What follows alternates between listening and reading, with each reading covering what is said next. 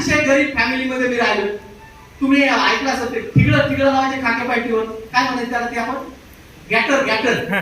गॅटरच्या piety घातलेला असा व्यक्ती आपण खेडेगावामध्ये राहिलेला. जीप गाडीवर पैसे गोळा करायचं काम आपण केलं. फॉरेस्ट खात्यामध्ये खड्डे खोदले आपण 10 रुपये रोजाने कांदे पण काटायला गेलो. आणि पुण्यामध्ये आल्यावर 3 वर्ष हमाली पण केली, 17 वर्ष हॉटेलमध्ये काम केलं, छोटे मोठे व्यवसाय करून बघितले, कशातच सक्सेस नाही मिळालं, कारण नॉलेज कमी. त्याच्यानंतर बघितलं तर गुरु कोणी नाहीये आणि पैसे तर आपल्याकडे नव्हतेच पहिल्यापासून, बरोबर आहे. पण मला एक दिसलं, अरे इथं इंजिनियर व्यक्तीला जो चान्स आहे, एका एपीआय व्यक्तीला जो चान्स आहे, तो चान्स 12वी पास वाल्याला भेटतोय. इथं काही अडाणी लेडीज आहेत, अडाणी पुरुष पण काही आहेत.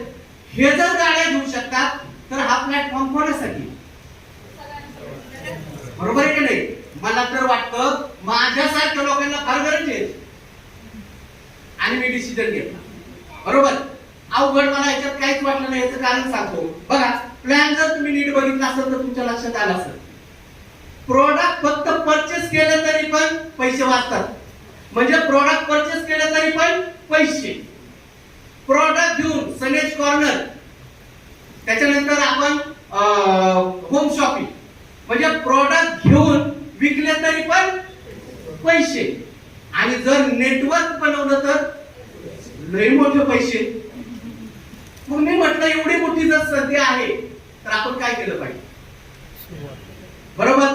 खरं सांगतो, मी जेव्हा बिझनेसला सुरुवात केली त्यावेळेस माझा हायेस्ट पगार किती होता माहितीये? 12-13 हजार रुपये माझ्या घरी यायचे. आणि हा बिझनेस बघितल्यावर जेव्हा करोडोचं आकडे सांगितले ना, सरांनी सांगितलं ना, महिन्याला 10 करोड, पुन्हा कोणाला 25. खरं सांगा मला, एवढे पैसे पटले का? पण घेतात लोक. पण मलाही पटलं नव्हतं. मला काय पटलं होतं माहितीये? मी म्हटलं पगारासोबत अजून 10,000 आले ना, आपल्यासारखा श्रीमंत कुणी. हा, कारण मी 20-30 रुपये कमवण्यासाठी ह्याच भोसरीमध्ये चाळीमध्ये मी जुने कपडे पण शिवले द्या. मग मला सांगा, 10,000 रुपये 20,000 रुपये जर आजही तुमच्या घरामध्ये पार्ट टाइम मध्ये लोकांची सेवा करता करता पैसे जर आले तर कसं वाटेल तुम्हाला? आणि 1 वर्षानंतर 2 वर्षानंतर जर 50,000 1 लाख रुपये जर येणार असतील, जर आपली गाडी येणार असेल, आपलं जर घर होणार असेल, तर ह्या बिझनेसचा निर्णय आताच्या आता घ्यायला पाहिजे की नाही? मी घेतला निर्णय.